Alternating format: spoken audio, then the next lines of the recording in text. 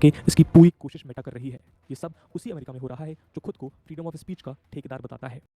Amazon और Microsoft ने Ukraine में साइबर सिक्योरिटी एफर्ट्स लिए हैं टू हेल्प यूक्रेन। उदाहरण के तौर पर माइक्रोसॉफ्ट ने फेब 24 को एक पोटेंशियल साइबर अटैक को आइडेंटिफाई और काउंटर किया था। इसके अलावा माइक्रोसॉफ्ट ने आरटी और स्पुतनिक के आर्ट्स को बैन करने के अलावा यूरोपियन यूनियन में इन दोनों चैनल्स का एक्सेस भी ब्लॉक कर दिया है। इसके अलावा सेमीकंडक्टर्स के डोमेन में भी यही हो रहा है। यूएस के दो लार्जेस्ट सेमीकंडक्टर कंपनीज यानी इंटेल और एएमडी ने रशिया में अपनी सप्लाईज बंद कर दिए हैं। मेजर ताइवानी सप्लायर टीएसएमसी ने भी अपने सप्लाईज रोके हैं और ताइवान को अमेरिकन सपोर्ट है, ये हम सब जानते हैं। रशिया के पास फिलहाल के लिए खुद का कोई ऑल्टरनेटिव सेमीकंडक्टर फैब्रिकेशन प्लांट नहीं है और वो चिप्स के लिए टीएसएमसी और बाकी कंपनीज पर डिपेंडेंट है।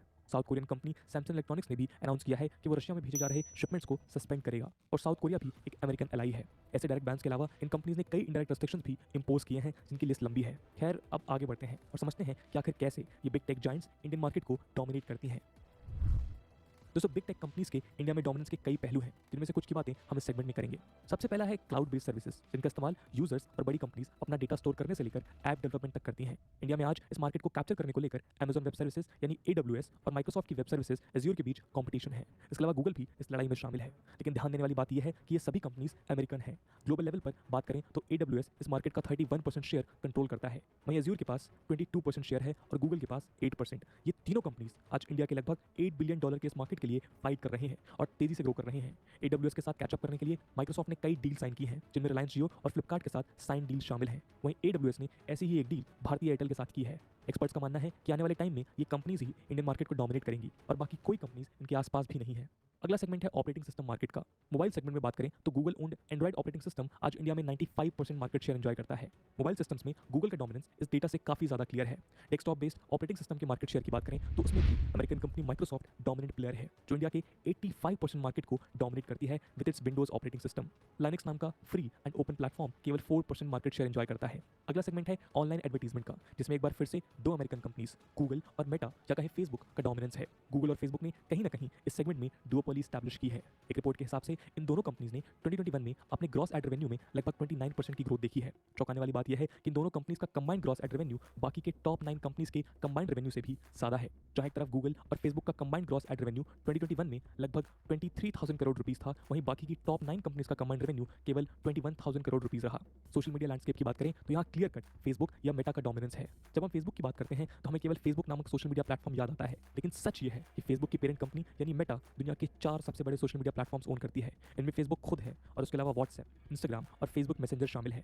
वर्ल्ड वाइड फेसबुक लगभग 250 करोड़ लोगों द्वारा मंथली यूज किया जाता है। व्हाट्सएप को लगभग 200 करोड़ लोग और मैसेंजर को लगभग 100 करोड़ लोग मंथली यूज करते हैं। इनमें से लगभग 40 करोड़ लोग अकेले इंडिया से फेसबुक को यूज करते हैं और 53 करोड़ लोग व्हाट्सएप को। सोशल मीडिया लैंडस्केप में अपने प्लेटफॉर्म यूट्यूब के साथ गूगल भी इस रेस में काफी आगे है, जिसके दुनिया भर में लगभग 200 करोड़ यूजर्स हैं। इंडिया में इसके लगभग 45 करोड़ यूजर्स हैं। दोस्तों, ओवरऑल कंपनी में इन कंपनीज का दबदबा तो है ही, लेकिन नेशनल सिक्योरिटी की पर्सपेक्टिव से देखें तो माइक्रोसॉफ्ट और गूगल जैसी कंपनीज अब इंडियन गवर्नमेंट के अंदर भी अपनी प्रेजेंस को बढ़ाने के प्रयास में है।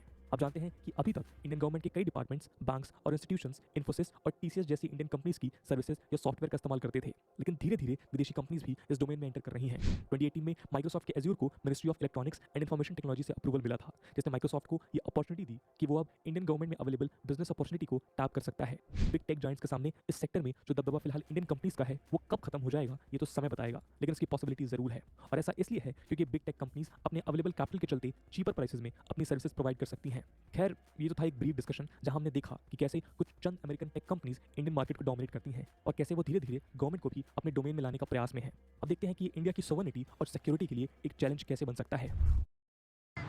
पेनल्टी एरिया से गोल पोस्ट की दूरी, पेनल्टी एरिया गोल से 16.5 बोलने से सब होगा। हमारा कभी कोई कुछ नहीं बिगाड़ सकता, पूजा पाठ वाले बंदे। दोस्तों, इस वीडियो की शुरुआत में हमने इतिहास की बात की थी। इंडिया का कॉलोनियल एक्सपीरियंस शायद इंडिया के इतिहास का वो पहलू है जिसके बिना हमारा इतिहास अधूरा है। कॉलोनियलिज्म वो दौर था जब एक ब्रिटिश कंपनी ने ट्रेड के नाम पर इंडिया में एंट्री ली और फिर धीरे धीरे उसने अपना डोमिनेंस पूरे सब कॉन्टिनेंट में बढ़ाते हुए पॉलिटिकल पावर्स भी गेन किए। और ये पूरा प्रोसेस एक दिन में नहीं हुआ, बल्कि कुछ 350 सालों के टाइम स्पैन में धीरे धीरे हुआ। कॉलोनियलिज्म के एक्सपीरियंस और यूक्रेन में चल रहे वॉर्स और रशिया पर लगाए जा रहे कंपनीज के सैंक्शंस को अगर हम रिलेट करें तो हम पाते हैं कि अगर इंडिया फ्यूचर में कभी भी ऐसे डिसीजंस लेता है जो उसके नेशनल इंटरेस्ट के पक्ष में हो लेकिन अमेरिका के नहीं, तो उस केस में ये अमेरिकन कंपनीज शायद वही करेंगी जो वो आज रशिया के साथ कर रही हैं।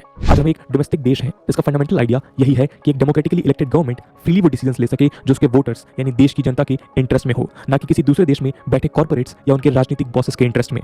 अगर इन कंपनीज का दबदबा इंडियन इकोनॉमी में इसी रफ्तार से बढ़ता रहा और अगर ये कंपनीज मोनोपोलीज और ओलिगोपोलीज बनाने में कामयाब हो गई तो ये हमारे देश के लिए बेहद डेंजरस हो सकता है। ऐसा इसलिए भी है क्योंकि जियोपॉलिटिक्स एक बेहद ही फ्रेजाइल एनवायरनमेंट में ऑपरेट करती है जहां एलियंसेस और अलायंसेस कब और किस तरह से बदल जाएंगे इसकी कोई कल्पना भी नहीं कर सकता। जरा सोचिए कि आज से लगभग 50 साल पहले जब इंडिया बांग्लादेश लिबरेशन वॉर में पाकिस्तान के खिलाफ लड़ रहा था तब अमेरिका किसके साइड में खड़ा था। पाकिस्तान तब अमेरिका का बड़ा एलाई था और यूएस इंडिया को शक की नजर से देखता था। एक दौर था जब जापान यूएस का सबसे बड़ा दुश्मन था, लेकिन आज वो अमेरिका का सबसे बड़ा एलाई है। एक दौर था जब यूएस चाइना को अपने बनाए हुए इंटरनेशनल इकोनॉमिक सिस्टम में लेकर आया था जिसने चाइना को दुनिया की फैक्ट्री बनाया, लेकिन आज यूएस और चाइना आमने सामने खड़े दिखाई देते हैं। आज भले ही यूएस और इंडिया के रिश्ते बेहतर हो रहे हो, लेकिन जियोपॉलिटिकल कॉम्प्लेक्सिटीज इतनी ज्यादा हैं कि ये दोनों देश आज भी कई मुद्दों को लेकर एक साथ खड़े नहीं हो पाते। यूक्रेन वॉर को लेकर इंडिया की पोजीशन इसका सबसे इंपॉर्टेंट एग्जांपल है जहां वो यूएस के प्रेशर में अपने नेशनल इंटरेस्ट को गिव अप नहीं करना चाहता। इसलिए जियोपॉलिटिकल कॉम्प्लेक्सिटीज को समझते हुए हमें अपनी फॉरेन पॉलिसी में दूरदृष्टि बनाकर वर्स्ट केसेस के लिए प्रिपेयर्ड रहना होगा ताकि कभी ऐसी सिचुएशन ना आ जाए जहां कुछ चंद कंपनीज इंडिया को प्रेशराइज कर अपनी गवर्नमेंट्स के उन मोटिव्स को पूरा करने में सफल हो जाएं जो इंडिया के लिए बेनिफिशियल है ही नहीं। और इसलिए यह आवश्यक है कि इंडियन गवर्नमेंट इस मुद्दे को गंभीरता से लेते हुए कुछ ऐसे रूल्स, रेगुलेशंस और मेथड्स डिस्कवर करे जिससे इन कंपनीज की मोनोपोलीज को कंट्रोल में रखा जाए। साथ में इंडियन गवर्नमेंट को यह भी कोशिश करनी होगी कि वो एक्टिवली इंडियन कंपनीज को इंसेंटिवाइज कर उन्हें ग्रो करने में मदद करे ताकि वो इन बिग टेक जायंट्स के सामने इफेक्टिव ऑल्टरनेटिव्स बनाकर उभरें।